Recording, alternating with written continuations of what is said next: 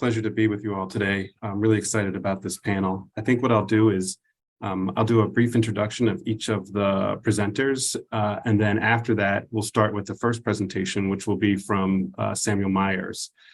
So let me provide those introductions now. First is Samuel Myers Jr. is an economist and Roy Wilkins Professor of Human Relations and Social Justice in the Hubert H. Humphrey School of Public Affairs at the University of Minnesota. He's been awarded the Samuel Z. Westerfield Jr. Award by the National Economic Association, the Marilyn J. Gittell Activist Scholar Award from the Urban Affairs Association, and Sage Publishing. And in 2007, he was elected as a fellow of the National Academy of Public Administration. Next on our panel will be Cormac O'Day, who is an assistant professor of economics at Yale University. He's also a research fellow at the Institute for Fiscal Studies and a faculty research fellow at the National Bureau of Economic Research. His research interests are in household savings, retirement, and intergenerational links in economic outcomes. And then finally, we will have on the panel a little bit later, Yang Wang is an associate professor of public affairs. She is a faculty affiliate with the University of Wisconsin-Madison Center for Democracy and Ecology, Center for Demography and Health and Aging, Center for Financial Security, and Institute for Research on Poverty and Risk Management and Insurance Department in the Wisconsin School of Business. Her primary research interests are in applied microeconomics, health economics, and applied econometrics. It's my pleasure to introduce this panel. I'm really excited about the presentations. I'll turn it over to you now, Dr. Myers, for the first presentation.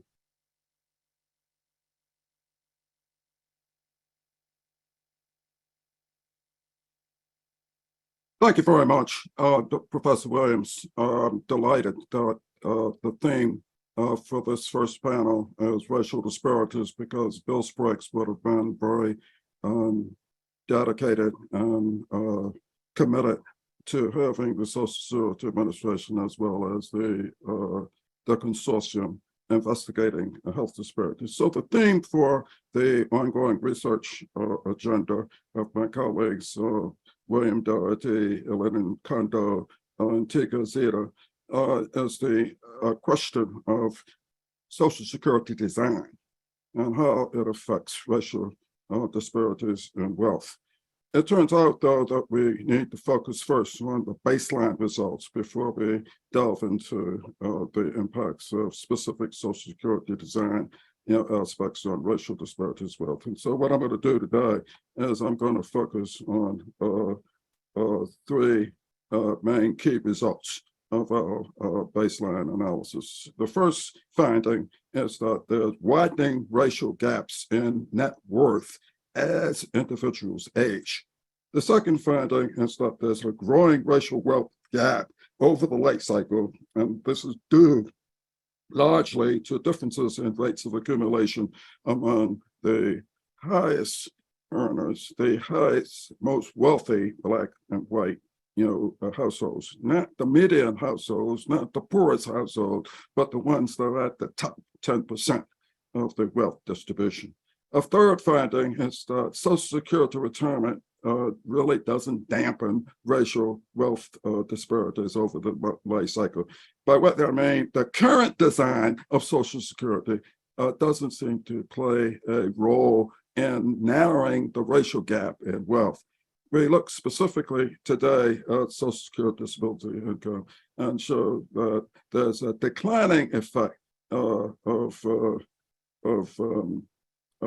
participation in this program as wealth increases also over the life cycle. So let me first talk about finding number one, and that's that there's a widening racial gap in wealth as households age. We're using the RAND Health Retirement Survey longitudinal file, and our initial analysis combines all of the cohorts. And our main dependent variable is the net wealth change between time t and time t plus n. And so this descriptive graph characterizes the main conclusion that there's a widening gap in wealth as individuals age. So the y-axis is the black-white ratio of total net worth, at each percentile, and the x-axis is the age distribution. As you can see, and the highest percentiles is the top 10%. The ratios are of black to white net wealth is higher than the other portions, but there's a declining slope across each one of the different percentiles. And I should point out that at the median, there's consistent decline, in the black to white ratio and total net worth as individuals age. Now, I should point out that this doesn't control for anything, and it doesn't distinguish among the different, cohorts. I should also say on this left-hand, panel, we replicate, the results, but just for the initial health and retirement, survey cohort, and the patterns are still the same. So combining the cohorts is not particularly the cause of the declining ratio of black to white, wealth as individuals age. And it's true that we're not controlling for assets or type of debt or the composition of people's portfolios, and it doesn't account for family structure, health, or employment status at the time of individuals beginning in the survey. But with those caveats, I think it's also important to recognize that this is a surprising finding that's not well understood nor widely shared, within the academic community, that the wealth gaps are widening as individuals age. Finding number two is that there's a growing racial gap over the life cycle, and it's largely due to differences in rates of accumulation among the wealthiest black and white households. And again, the way we produce these findings is focusing on a dependent variable, where there's the log of the net wealth. Well, the change in the log in the net wealth, and it's a function of age, race, and initial wealth. And so one could look at this both at the time t, 2t plus 1, or time t, where t is the initial point of observation, well, to time t plus n. And then we report the differences in the coefficients on blacks and whites on wealth percentiles. And so what we're asking, in effect, is how does the effect of where you stand within the wealth distribution affect the ratio of black to white net wealth? And so this graph, which reports the coefficients of the difference in the effects of blacks and whites at each one of these cohorts. This particular coefficient has the interpretation is what's the percentage difference in, between blacks and whites and net worth for each one of these cohorts. Now, if all the coefficients are at 0, that means that there's no difference in the net worth between blacks and whites. And then we ask, how does this coefficient change as we move from the lowest percentiles to the highest percentiles? And actually, for illustration purposes, we've fitted this to a polynomial. So these are all coefficients, but we're asking, what does it look like? Is the slope negative? Is it declining? Is it increasing faster? And the answer is that yes, it's negative. Yes, it's increasing faster. And it turns out that the lowest percentiles of wealth, there's only about 1.3% gap between blacks and whites between the initial wealth and the subsequent wealth, whereas at 25th percentile, it's 4.6%. Then at the 50 to 75 percentile, it's 10.3%. Then at 75, 90 percentile, it's 12.3%. And then at the 90 percentile, it's almost 23%. And so the key point here is that as one moves to the more wealthy, individuals, the percent growth in the net wealth is smaller for Black households than for Black households, which means that the widening of the gap, but that widening gap is at the top of the distribution. You're not necessarily at the median of the distribution. The next finding is that there are wide racial gaps in Social Security income receipts at all ages, and neither Social Security disability income or Social Security retirement income close those gaps. And so this is descriptive analysis that shows, well, what is the Social Security income, for each of the age groups, for each of the percentiles, and not surprisingly, the most wealthy whites, and that's the 90 percentile. Now, the top 10% of whites receive the largest, annualized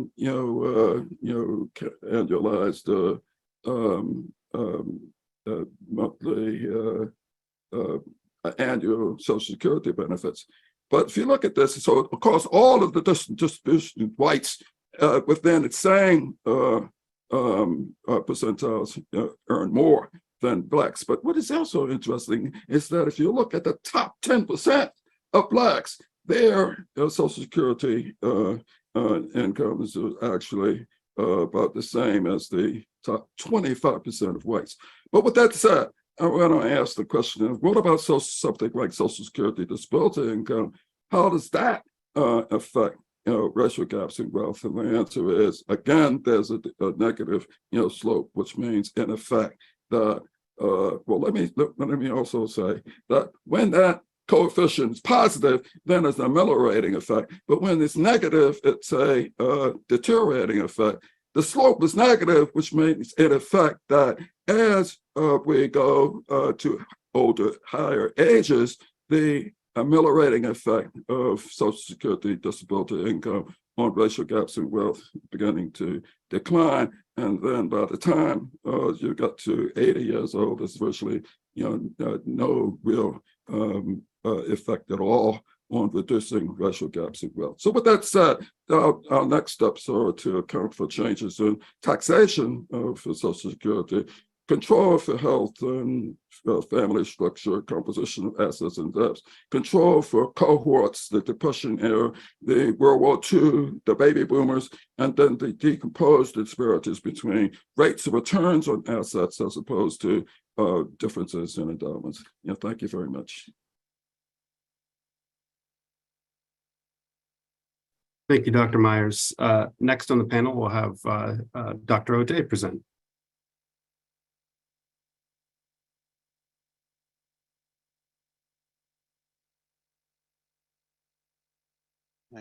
Can you see the screen there?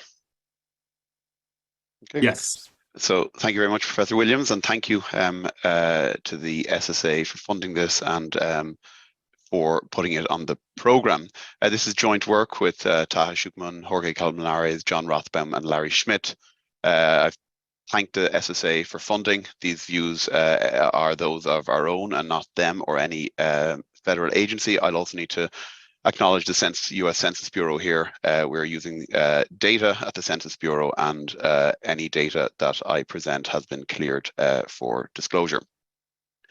The previous presentation, I think, motivates this work very nicely, and I think we're going to zoom in on this paper on one particular component of the portfolio, and that is retirement accounts, defined contribution retirement accounts. And in the US, it's well known that a lot is spent subsidizing, incentivizing retirement saving and subsidizing savers. Just on DC accounts, so just on that one part of the retirement saving landscape, it totals about 1.5% of GDP. And that comes from two different actors. There's employers, and increasingly it's common for employers to offer their employees a retirement account where they say something like, we'll match your retirement saving dollar for dollar up to 5%, or we'll match it 50 cents on the dollar up to 6%. So that's an incentive for saving and a support, an institutional support for savers. Layered on top of that is one of the largest tax expenditures that the US federal government provides, and that accounts for about $120 billion a year. So this institutional design benefits those who can and do save more for retirement. So the purpose of this paper is to bring together newly collected data on employer retirement plans to data on the saving of individuals, where we can link the rules of the game, the details of the employer plan to the saving that individuals do. So we have two research questions. The first one is, do retirement saving incentives, this 1.5% of GDP, contribute to racial wealth gaps, and why? And the second broader one, which I'll only touch on towards the end, is to what extent do these incentives contribute to wealth inequality more generally? And the reason that we sort of thought this might be an important channel for wealth inequality is, I suppose, four, I think, relatively well-known facts. The first one is that retirement wealth is the second largest asset class held by Americans. Americans only hold more wealth in their housing. This is a very, very important part of the portfolio. It is also, with one very important caveat, which I'll get to in a moment and will feature quite heavily, it can be one of the best investments going. I said it's increasingly common for employers to match their employees' saving. The mean match on the first dollar is over 50 cents. So this is a almost risk-free, at least for those employees with modest tenure, a risk-free 60% return. You're going to be hard pressed to find a sort of a similar return with at least that risk profile. The caveat, which is going to feature heavily, is it's at the cost of illiquidity. You're locking these funds away until the age of 59 and a half, or at least you can't access them without, in many cases, tax penalties. Many do not take full advantage of this incentive. So the average foregone match is about 1.25% of salary. That is, employees are earning 1.25% less by not fully exploiting their match. And in a sort of a thinking about the transition away from defined benefit accounts, it used to be that for employees with employer-sponsored retirement accounts, the main decision was, are you in the plan or are you not? And in many cases, if you were offered one, you were in. It was more of an extensive margin choice. Increasingly, with the rollout of DC or the expansion of DC, employees are making an intensive margin choice, and therefore the incidence of the retirement savings subsidies is potentially going to be spread out in manners which it wasn't in a DB world. I'm just putting these up here just to acknowledge that we're building on large literatures on wealth and race in the US, wages and race in the US. This is a form of remuneration, albeit one that is deferred. Literatures on retirement plan design, and literatures on the intergenerational wealth persistence, all of which we discuss in the paper. So what is the data set that we have put together for this paper? Well, we felt it was important to have a perspective on the employee and the employer. And the survey data on the employee, this is a very, very large administrative data set, well, survey linked with administrative data on employees that comes from the American Community Survey. Okay, so about 20 years of data covering race, education, location, occupation, and much else. And this is linked within the Census Bureau to data on W-2s. So for these respondents, their earnings can be observed, and their deferred compensation, that is what they are choosing to put into their if they have one, their employer-sponsored defined contribution account. There's also data on early withdrawals, including early withdrawals from these accounts. Now, what we've also done is codified new employer data on retirement plan characteristics. I think this is easiest shown with a picture. So every employer in the US, at least with more than 100 employees in its retirement plan, must submit to the federal government a narrative description of their retirement plan. And it's in plain English. So for 5,000, the largest 5,000 plans in the US, and a random sample of smaller plans, we've codified these into a data set where we can see what is, I mean, there's much in this data, but most important today will be the matching schedule, what your employer is offering to match, if they're offering at all. So in the, I think, 6 minutes remaining, I think I'll highlight 5 facts. Many of these are well known, some of them are newer. So I'll just dive in, I think.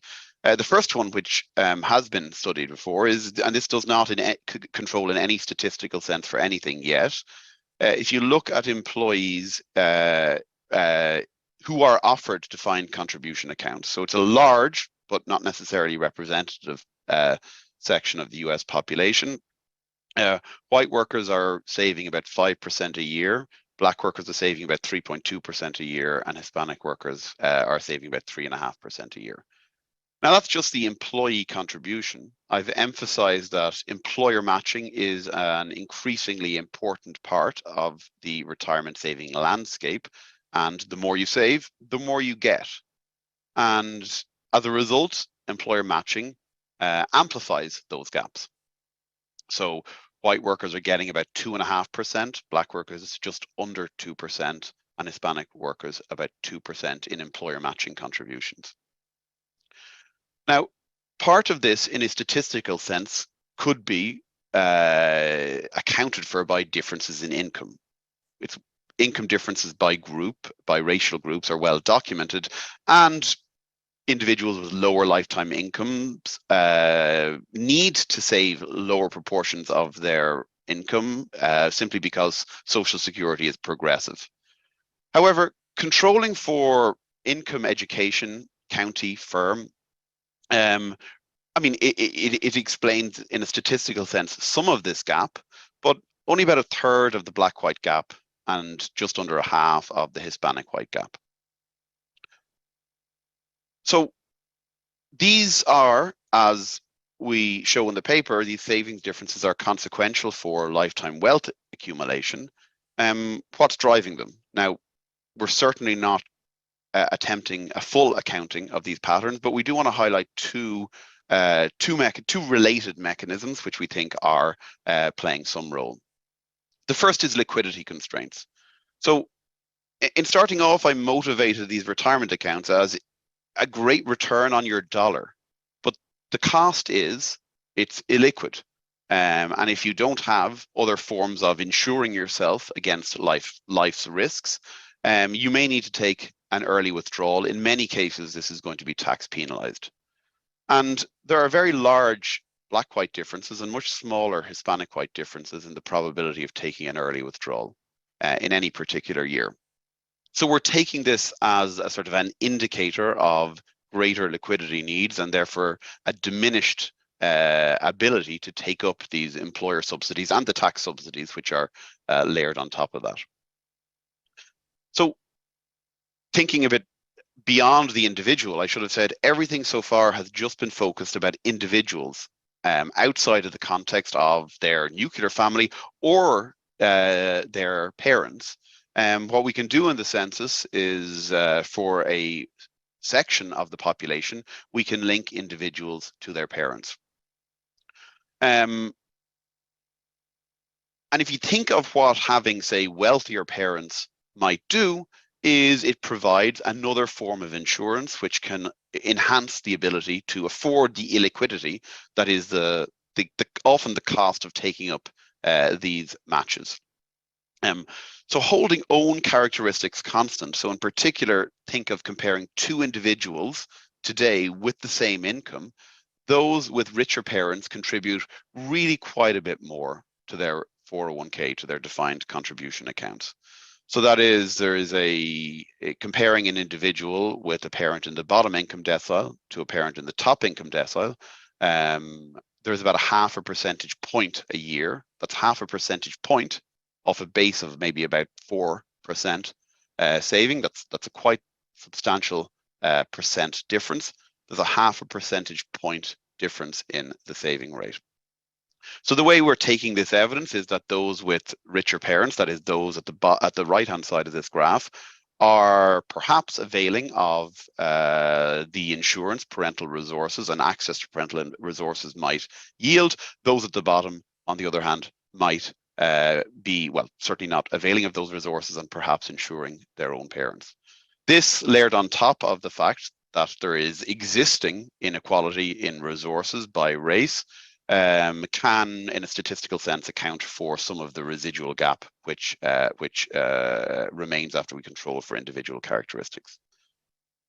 In the minute or so remaining, let me just say there's a long tradition in the distribution analysis of the US retirement system, and it's often emphasized that there are regressive and known to be regressive subsidies for private saving, but balanced by progressive social security and income-based non-discrimination testing. So these, in a sense, might be thought of as balancing each other out or mitigating the progressivity of social security, might mitigate the regressivity of these private pensions, so private retirement subsidies. A limitation of this type of analysis is that a focus only on income can underestimate the system's regressivity. So far, I've been talking about race, and it's quite clear that race matters conditional on income, and that's not in any sense undone by social security. Other characteristics, parental income, I've already spoken about, education, spousal support, and family structures. All of these characteristics conditional on own income have a bearing on the take-up of these retirement subsidies, and therefore are relevant for the distribution analysis of retirement saving incentives, the quite large sum of money that is spent on those. There's more in the paper, which I won't have time to take to talk about. So on that, I will just pass it back to Professor Williams.